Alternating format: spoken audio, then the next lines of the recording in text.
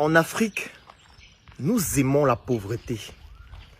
Nous sommes tombés amoureux de la pauvreté. Nous sommes ivres de pauvreté jusqu'à l'euphorie. Nous nous comportons comme des pauvres. Nous faisons tout ce qu'il faut faire afin que la pauvreté reste martelée dans notre cerveau, dans nos vies, pour l'éternité. Nous posons des actions qui vont faire en sorte que nous puissions rester pauvres toute notre vie. Nous sommes toujours en train de demander, toujours en train de commander, toujours en train de supplier, toujours en train de se rabaisser. Nous sommes en train de nous comporter comme des serpillères.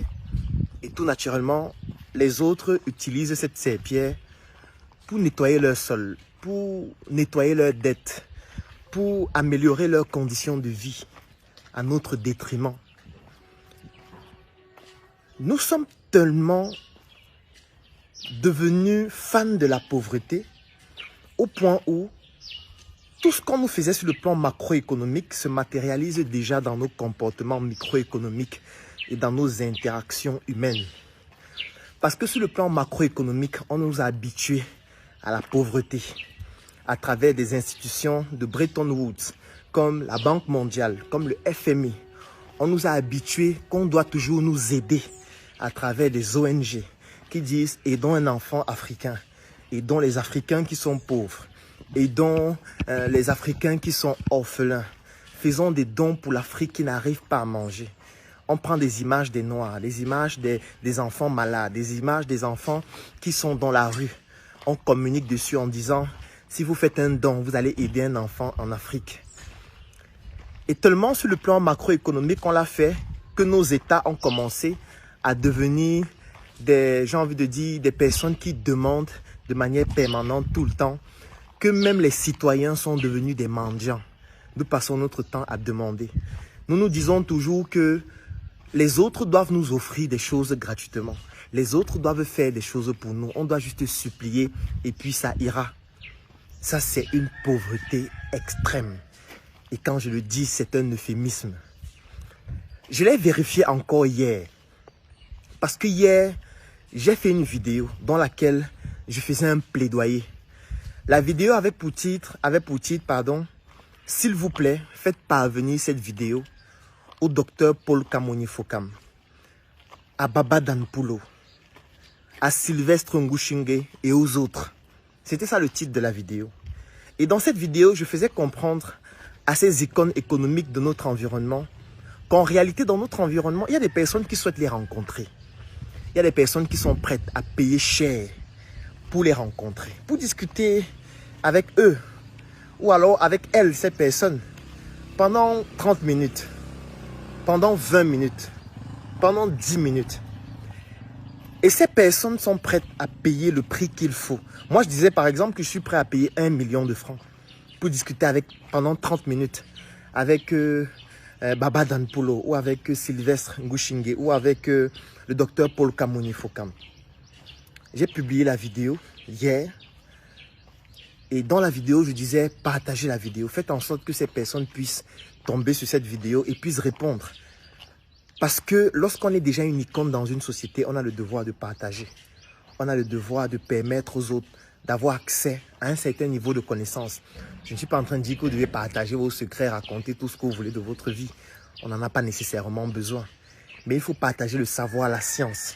Parce que ce qui vous a permis de progresser, c'est aussi la science que les autres ont partagée. Et heureusement, il y a des personnes qui ne gesticulent pas en ligne. Il y a des personnes qui n'ont pas besoin de venir commenter, aimer les publications, partager et tout. Il y a des personnes qui ont suivi mon plaidoyer, qui m'ont contacté directement et qui m'ont permis d'avoir accès à toutes ces personnes. Et je les remercie ici parce que en quelques minutes, pratiquement, j'ai pu avoir accès à toutes ces personnes, des personnes même anonymes, qui n'ont même pas voulu venir commenter, qui m'ont dit vraiment Claudel, je viens de suivre ta vidéo et puis voilà, je vais te mettre directement en contact avec lui, voilà comment ça va se passer, etc. Je ne vais pas donner plus de détails dans la vidéo parce que comme je l'ai dit, je ne les rencontre pas pour faire des selfies. Donc il n'y aura pas une photo que je vais poster pour dire on s'est rencontrés, on a causé de ceci, non. Je n'en ai pas besoin, ce n'est pas pour ça que je vais les rencontrer. Mais en réalité, moi ce qui m'a marqué, C'est la tendance qu'avaient certaines personnes dans les commentaires. Et pour moi, ça m'a montré à quel point nous sommes pauvres. Pas pauvres en ressources, parce que les ressources, il n'y a pas un continent dans le monde qui a les ressources comme nous. Nous sommes pauvres mentalement, nous sommes pauvres intellectuellement. Pas parce que nous ne sommes pas intelligents, mais parce que nous nous comportons comme des pauvres. Et ce n'est pas de notre faute seulement. Les autres nous ont poussés à nous comporter comme des pauvres en nous montrant qu'on n'a pas besoin de se battre. Il faut juste qu'on demande. Et le fait de passer le temps à demander est en train de nous transformer, en des pauvres chroniques. Nous souffrons d'une pauvreté chronique parce que nous voulons toujours demander, nous voulons toujours tout obtenir. Parce qu'il y a des gens qui me disaient en commentaire, mais Claudel, ce n'est pas approprié. Tu crois que 1 million, c'est quoi pour eux? Non, tu n'as pas besoin de payer. L'argent ne fait pas tout. L'argent ne fait pas tout. Tu peux les rencontrer gratuitement. Va à la banque, à Freeland First Bank. Tu fais une demande. Et puis, on va te permettre de le rencontrer. Va à, je sais pas, à Congelcam. Tu fais une demande. Tu vas rencontrer Sylvestre Ngouchingue. Même chose pour Dada Danpulo. Ils ont des chaînes de télé, va à la télé, commence même à passer dans leurs émissions, commence à faire passer tes publicités dans leurs chaînes, et puis tu vas les rencontrer. Il y a d'autres qui me disaient, il y a tel qui joue souvent au damier à tel endroit, dans telle ville, et puis va juste là où il joue souvent au damier, tu le rencontres là-bas, vous allez causer. L'argent ne fait pas tout, il faut apprendre que on peut obtenir des choses gratuitement, demande juste, tu auras. J'étais dégoûté de lire ça. J'étais dégoûté. D'autres disaient, ils n'ont pas besoin de ça. Tu crois qu'ils ont besoin de cet argent? Ils gagnent des milliards. Tu connais ce qu'ils gagnent en 30 minutes. Ils n'ont pas besoin d'avoir tes 1 million pour ça. Ils gagnent déjà trop d'argent. Ils gagnent des milliards. Donc vraiment, va juste demander. Tu vas les rencontrer gratuitement. Pourquoi tu dois payer? J'ai eu envie de vomir quand je lisais ce type de commentaires qui provenaient parfois des personnes âgées, qui provenaient parfois des aînés, qui provenaient parfois des personnes qui ont un certain niveau académique, un certain niveau économique, et qui estimaient qu'il faut aller commander. Il faut aller les suivre dans la rue où ils jouent au damier et s'asseoir et dire vraiment, je te cherche depuis, je voulais te rencontrer pour te poser 2-3 questions. Quelle mendicité! Quelle mendicité! Quelle misère intellectuelle, morale, économique. J'ai envie de dire, quelle bassesse. Je ne dis pas qu'il ne faut pas le faire, mais moi je ne le ferai pas. Parce que ça c'est de la pauvreté. Tout simplement. Pourquoi est-ce que je dis que c'est de la pauvreté? Pourquoi est-ce que vous pensez que pour nous rencontrer et discuter avec nous, ça doit être gratuit? Pourquoi? Pourquoi ça devrait être gratuit? Vous ne pensez pas que ces personnes valent... Pourquoi est-ce qu'on paye pour rencontrer un médecin? Quand vous partez à l'hôpital, vous avez un problème de santé, vous voulez rencontrer un médecin, vous payez la consultation. La consultation n'est pas la même en fonction de la compétence du médecin. Il y a des médecins pour les rencontrer. Bon, peut-être dans le public, c'est standardisé, mais dans le privé, ça dépend de la compétence du médecin. Il y a des médecins pour les rencontrer, vous allez payer 10 000, 15 000, voire beaucoup plus. Pourquoi est-ce que vous payez pour rencontrer un médecin? Pourquoi est-ce que le médecin aussi ne consulte pas gratuitement? Parce que parfois même, vous en voulez au médecin de prendre de l'argent pour consulter. Vous trouvez que le médecin, sa compétence doit être distribuée gratuitement? Pourquoi? Pourquoi est-ce que sa compétence doit être distribuée gratuitement? Quelle est la connaissance que vous avez déjà eue gratuitement? Il n'y a aucune connaissance qui est gratuite. Aucune connaissance. Certaines personnes me disent souvent, ah, dis donc, Claudel, il raconte des bêtises. Sur Internet, il y a tout. Tu n'as pas besoin de payer. Ah bon? Pour se connecter sur Internet, c'est gratuit. Quand vous vous connectez sur Internet, vous recherchez des informations par rapport à un secteur d'activité. Vous connaissez le nombre d'informations personnelles que vous donnez grâce aux cookies qu'on installe dans les sites qui permettent de pouvoir vous cibler pour vous proposer des publicités spécifiques par rapport à vos caractéristiques. Vous savez combien ça coûte?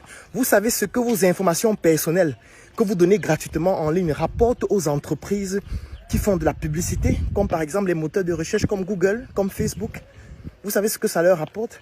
Vous avez l'impression que c'est gratuit, mais au contraire, il y a des pays qui sont en train de se battre pour que désormais, ils ne puissent plus récolter nos informations comme ça gratuitement et se faire des milliards.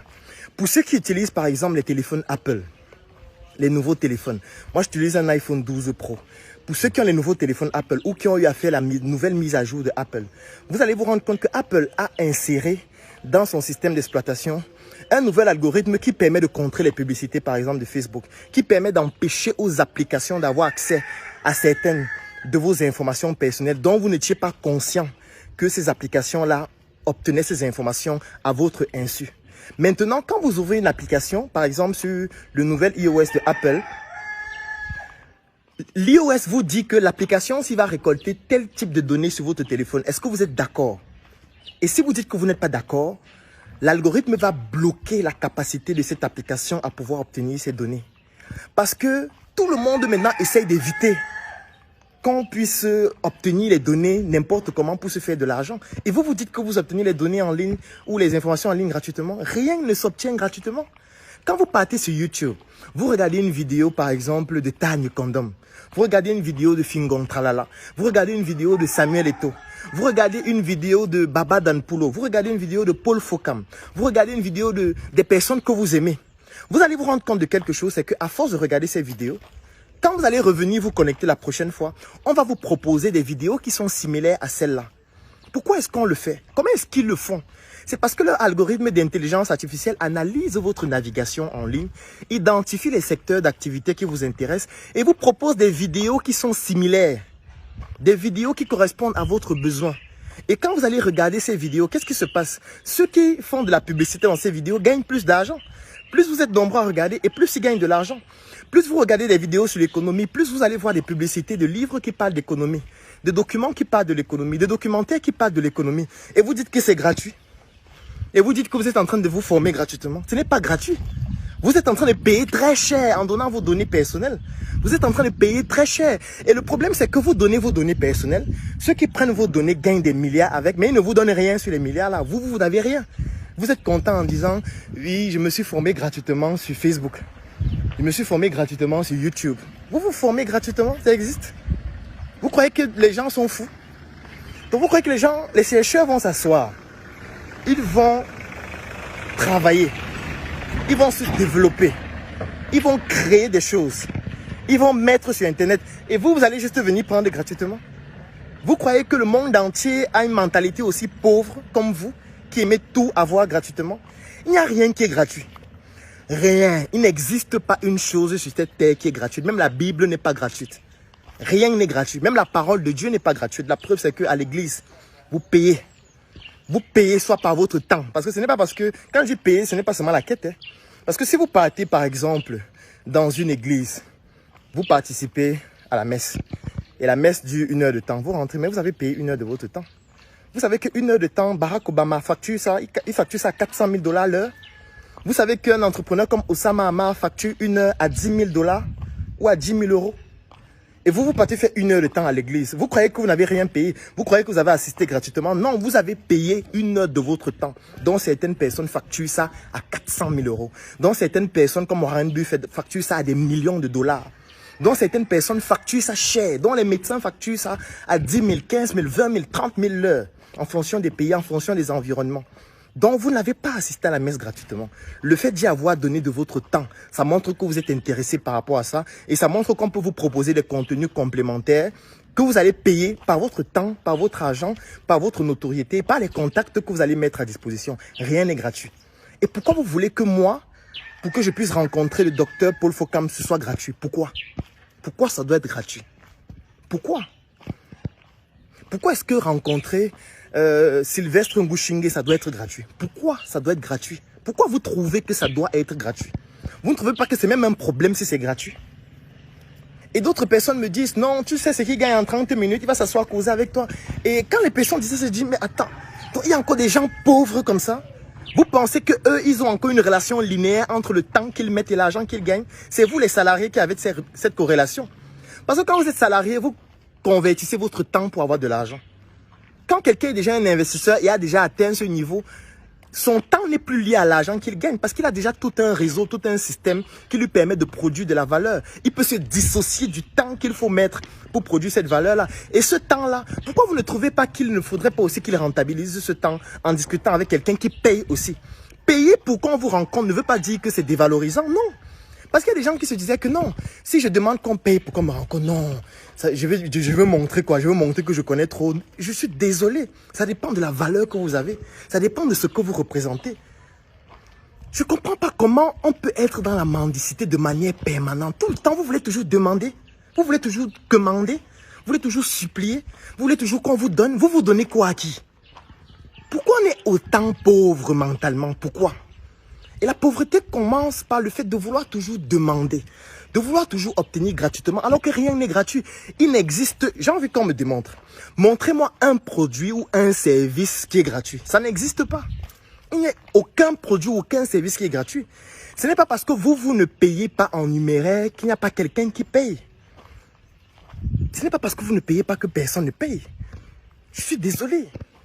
Il y a toujours quelqu'un qui paye très cher. Moi, j'ai envie de vous prendre un exemple. Aujourd'hui, il y a des entreprises qui viennent offrir des vaccins à l'Afrique. Et ils disent que c'est gratuit. Donc, ils disent vraiment, voilà la Covid, on vous a donné, on a offert 200 000 doses, 300 000 doses, 400 000 doses de vaccins contre la Covid au Cameroun gratuitement. Ah bon? On a offert 300 000 doses de vaccins gratuitement. Ah bon?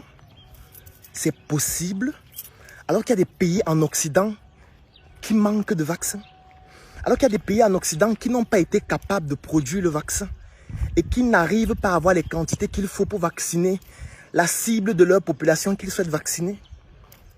Alors qu'il y a des gens qui font des recherches depuis pour essayer aussi de trouver leur propre vaccin en Occident et qui ont même plus d'argent que nous. Et nous qui n'avons rien, nous qui ne finançons pas la recherche, nous qui passons notre temps à commander, nous qui voulons toujours que les choses soient gratuites, dont les chercheurs dans les autres pays vont s'asseoir, vont chercher pendant des années dans leurs laboratoires sophistiqués qui ont nécessité des milliards d'investissements. Ils vont finir, ils vont développer un vaccin pour venir vous l'offrir gratuitement pendant qu'eux-mêmes n'ont pas suffisamment de doses pour leur population. Ça a un sens? Vous croyez en ça? Vous croyez vraiment que c'est gratuit? C'est un message marketing. C'est parce qu'on ne veut pas vous dire qui paye. Et on ne veut pas vous dire comment est-ce qu'on va payer. On ne veut pas vous dire ce qu'on va utiliser pour payer parce que ça peut créer la polémique. On préfère vous dire c'est subventionné, c'est gratuit. Allez juste utiliser gratuitement. Il n'existe aucun produit et aucun service gratuit. Ça n'existe pas.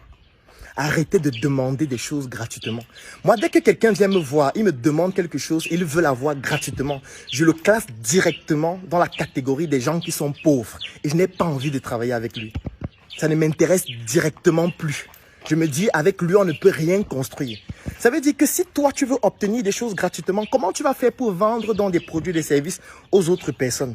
Comment tu vas faire pour entreprendre et vendre tes produits aux autres personnes si toi, tu demandes le produit et le service des autres gratuitement? Comment tu fais? Quelle est l'autorité maintenant que tu as pour dire que mon produit coûte 50 000, mon service coûte 500 000?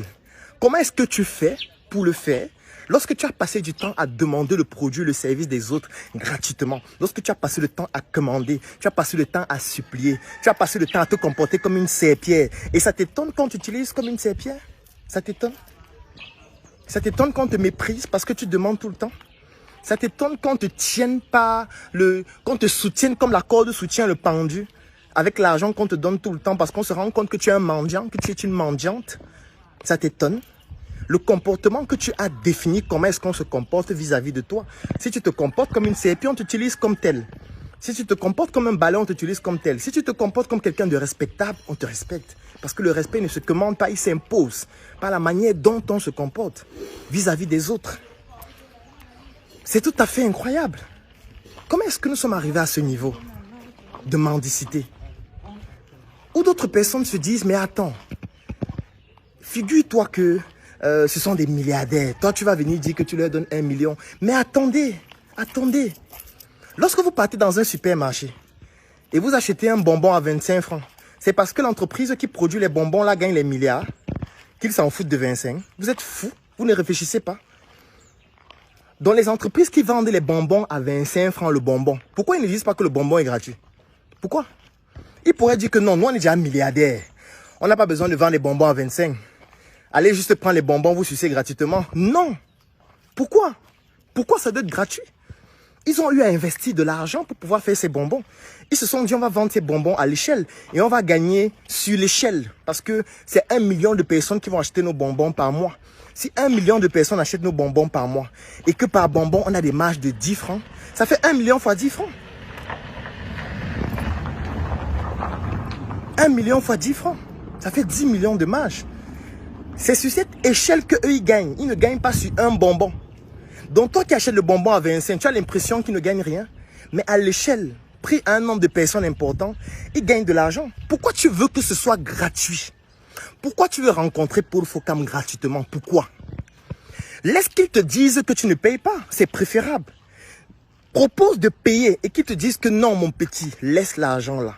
Viens, on va se rencontrer. Je vais discuter avec toi. Je vais répondre à tes questions. Laisse que Sylvestre Ngouchingue te dise, mon petit, laisse tes 1 million là, épargne ça. Tu vas faire un projet avec. Viens, on se rencontre.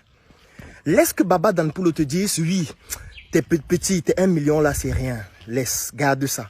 Viens, on se rencontre. Mais ne viens pas au début dire que je vais te voir gratuitement. Non. Pourquoi? Pourquoi il doit te voir gratuitement? Pourquoi? Parce qu'après, c'est aussi ça qui montre que tu as de la valeur ou pas. Parce que qu'est-ce qui a fait en sorte qu'en moins d'une heure de temps, je puisse finalement entrer en contact direct avec eux? Vous savez pourquoi? Et je n'ai pas payé, là je l'avoue. Je n'ai pas payé. Les personnes qui m'ont contacté et qui m'ont directement mis en contact avec eux ne m'ont pas demandé de payer. Vous savez pourquoi? Parce que ces personnes me respectent. Ces personnes comprennent que je ne commande pas. Ces personnes comprennent que je ne me mets pas à genoux pour dire docteur Paul Fokam, vraiment, ok, pardon, aide-moi. Non, je ne m'en vais pas leur voir pour leur dire finance mon projet. Je n'en ai pas besoin.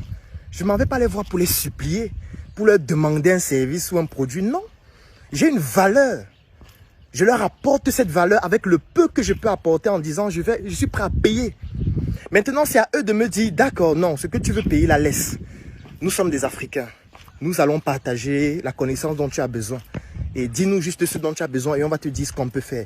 Oui, là, dans un rapport de négociation, on a une dimension respectable l'une des personnes envers l'autre. On ne s'en va pas supplier, commander, pleurer. Non, on ne pleure pas. On ne pleure pas. Et j'ai envie de dire, quand je faisais ce plaidoyer, ce n'était pas seulement pour moi que je le faisais. Je vous dis, il y a des personnes bien plus fortunées que moi qui ont envie de les rencontrer, qui sont prêts à payer encore plus que ça. C'est de ça qu'il s'agit. Et je me disais, pourquoi ils n'ouvrent pas des cabinets de consulting? Parce que ça pourrait aussi être une activité. Moi, je connais des personnes qui gagnent des milliards par an avec des cabinets de consulting. Et eux, ils sont parfois plus compétents que ces personnes-là. Ils pourraient même offrir des compétences encore plus pointues et gagner aussi beaucoup d'argent. Pour quelqu'un qui gagne déjà de l'argent, qui fait les affaires, il sait que l'argent commence à partir de 1 franc ou à partir de 5 francs. Ça dépend de combien est-ce que les coupures se font dans votre pays. On ne néglige pas l'argent. Quand on est un entrepreneur, quand on est un industriel, quand on est un opérateur économique, même si tu as une activité qui te rapporte 500 francs par jour, ce n'est pas négligeable. Parce qu'il suffit de pouvoir trouver un levier qui va faire en sorte que ça touche 1 million de personnes par jour pour que ça devienne 1 million fois 500 par jour. Et là, ça devient déjà 500 millions par jour. Et là, ça devient intéressant. Parce que vous avez l'impression que si on vend quelque chose à 500 ou si on gagne 500 par jour, c'est petit. Non, ce n'est pas petit, c'est beaucoup. Parce que si tu réussis à répliquer ce phénomène ou alors ce produit ou ce service à un nombre de personnes plus important, ça devient beaucoup d'argent par jour. Ça veut dire que même avec le consulting, même en fait, le fait de rencontrer les gens, ça peut rapporter énormément d'argent. Énormément d'argent. Peut-être même plus d'argent que les activités qu'ils sont en train de faire. Parce que c'est un service qui peut se dissocier du temps. Parce qu'il peut se dématérialiser. Il peut toucher des millions de personnes. Comme le fait de faire une vidéo. Quand je fais une vidéo comme celle-ci, dans maximum 24 heures, il y aura 10 000 personnes qui ont vu cette vidéo. Je n'ai pas rencontré physiquement ces 10 000 personnes. Et j'aurais pu dire, pour regarder cette vidéo, vous devez payer 1000 francs. Et ça devait directement faire 10 000 fois 1000 francs. Et ça devient beaucoup d'argent. Donc, vous vous négligez parce que vous vous dites 1 million ne représente rien pour eux. Ça, c'est une mentalité de pauvre. De croire que 1 million, c'est rien pour quelqu'un qui a 1 milliard. Je suis désolé, 1 million, c'est beaucoup d'argent. 1 million, c'est beaucoup d'argent. Il y a des personnes qui ont des projets qui n'ont besoin que de 100 000 francs pour lancer leur projet. D'autres de 50 000 francs, d'autres de 25 000 francs. Et vous voulez que quelqu'un qui est milliardaire néglige 1 million de francs? C'est parce que vous négligez des petites sommes que vous ne gagnez rien et vous restez pauvre toute votre vie. Parce que vous passez le temps à demander, à commander, à dire aide-moi. On ne vous aide pas, vous allez crever. Et ce n'est pas parce que vous allez crever que le monde va s'arrêter. Peut-être le monde sera mieux qu'avant. Vous croyez que vous allez mourir, ça va faire quoi? Vous croyez que ça va influencer qui? Peut-être on va même oublier l'endroit où on vous a enterré. Il faut arrêter de demander comme des mendiants. Il faut arrêter. Il faut arrêter ça. Et moi aussi, à travers cette vidéo, c'était une pédagogie pour montrer que lorsqu'on a besoin de quelque chose, on doit d'abord donner. Et moi, le meilleur moyen de marteler dans le cerveau des gens que je suis en train de donner, c'était de dire, je vais donner 1 million pour 30 minutes. C'est ce que je donne. Je ne peux pas dire que je lui donne mes connaisses. Je ne peux pas lui dire que je vais lui donner un livre ou machin. Non. Je vais donner quelque chose dont le référentiel est connu par tout le monde. 1 million pour 30 minutes. C'est à lui de me dire non, ne donne pas ça. On va se rencontrer gratuitement. Mais au moins, je ne suis pas venu commander. Je ne demande pas. Je n'en ai pas besoin.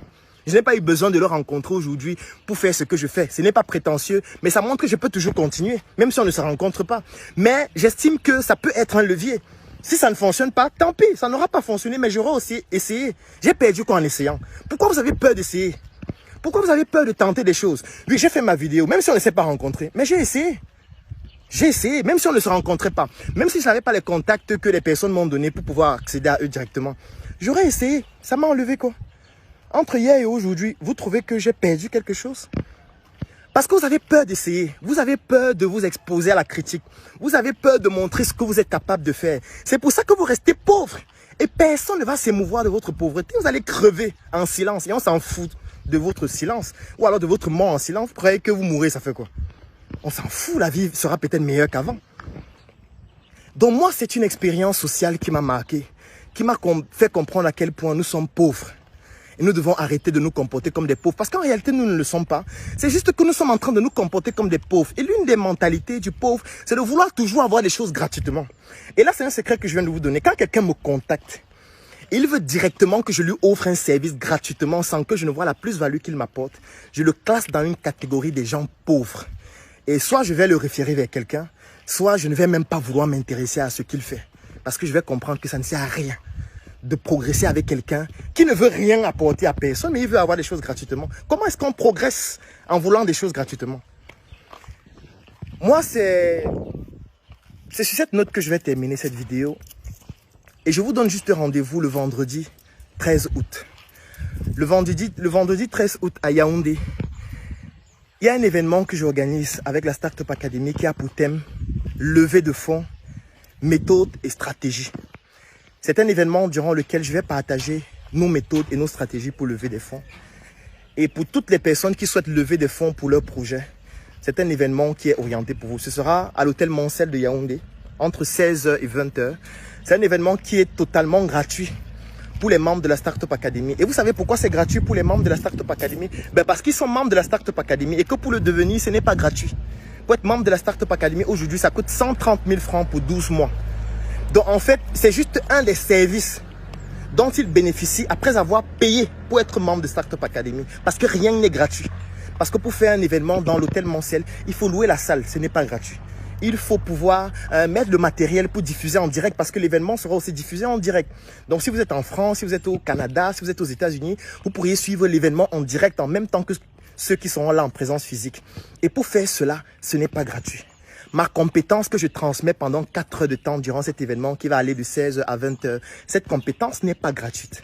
Les personnes qui seront là, le casse-croûte qu'on va mettre à leur disposition, ce n'est pas gratuit. Les supports que nous sommes en train de préparer pour mettre à la disposition de tous les participants, ces supports ne sont pas gratuits. Donc l'événement ne peut pas être gratuit. Et si on vous dit que c'est gratuit, ça veut dire qu'il y a quelqu'un qui paye. Et si quelqu'un paye, la personne ne paye pas pour rien. C'est même mieux que ce soit vous-même qui payez. Parce que quand vous êtes membre de Startup Academy, ça veut dire que c'est vous qui avez payé pour devenir membre. Et vous assistez à ça gratuitement parce que vous êtes membre. Donc ceux qui sont membres de Startup Academy aux États-Unis pourront participer gratuitement. Ils auront le lien pour suivre en direct. Ceux qui sont membres au Canada pourront suivre en direct. Ceux qui sont membres en Allemagne, ils pourront suivre en direct. Ceux qui sont membres à Douala, ils pourront suivre en direct. Ou alors ceux qui vont se déplacer et venir physiquement assister à l'hôtel Moncel le vendredi 13 août à partir de 16h jusqu'à 20h à cet événement où nous allons parler des leviers sur le plan financier, notamment en ce qui concerne les levées de fonds. C'est gratuit pour les membres de la Startup Academy, gratuit parce qu'ils ont déjà payé pour devenir membres. Rien n'est gratuit. Maintenant, ceux qui ne sont pas membres de Startup Academy, eux, ils doivent payer 25 000 francs pour assister physiquement à l'événement. Ou alors, s'ils veulent suivre en ligne, ils doivent payer 50 € pour assister à l'événement en ligne. Oui, parce que rien n'est gratuit. Vous allez dire que c'est prétentieux, vous allez dire que qu'est-ce qu'ils connaissent pour demander aux gens de payer. Oui, vous qui connaissez mieux. Bon, allez sur la page de Jeff Bezos, apprenez gratuitement. Lui, peut-être, il est plus intelligent que vous. Allez sur la page de Bill Gates. Lui, il va vous apprendre des choses gratuitement, certainement, et vous allez vous développer encore plus. Allez sur la page des professeurs qui vont vous apprendre des choses gratuitement. Oui, génial. Allez sur YouTube. Vous tapez levée de fonds sur YouTube. Vous allez voir 500 000 vidéos. Vous regardez les vidéos, c'est gratuit. Est-ce qu'on paye? On ne paye pas. Vous suivez juste les vidéos, vous voyez comment on fait, et vous l'appliquez dans votre projet. C'est simple. Vous aurez eu ça gratuitement. Pourquoi vous venez payer 25 000 chez Claudel qui est un arnaqueur, qui est un bandit? Tu payes chez un bandit pour apprendre un truc qui est sur Internet gratuit. Va sur Internet, lis. Va sur Google. Tu tapes levée, fonds, PDF. Les 3 mots-clés là. Levée, fonds, PDF. Tu vas voir 500 000 documents gratuits. Tu cliques, tu télécharges le fichier PDF, tu lis, tu vas voir comment on lève des fonds. C'est simple, c'est gratuit. Tu n'as pas besoin de payer pour ça. Si tu n'as pas les datas, prends le téléphone de ton ami. Tu te connectes, tu télécharges, tu prends les fichiers, tu mets dans ta clé, tu vas lire gratuitement à la maison. Et c'est simple. Tu n'as pas besoin d'apprendre de Claudel qui est un bandit, qui est un vendeur d'illusions, qui ne connaît rien. Tu n'auras pas besoin de te perdre ou de te casser la tête avec ça, puisque toi, tu as déjà tout ça gratuitement. Il faut arrêter la pauvreté, la misère intellectuelle, mentale et économique. Bonne journée.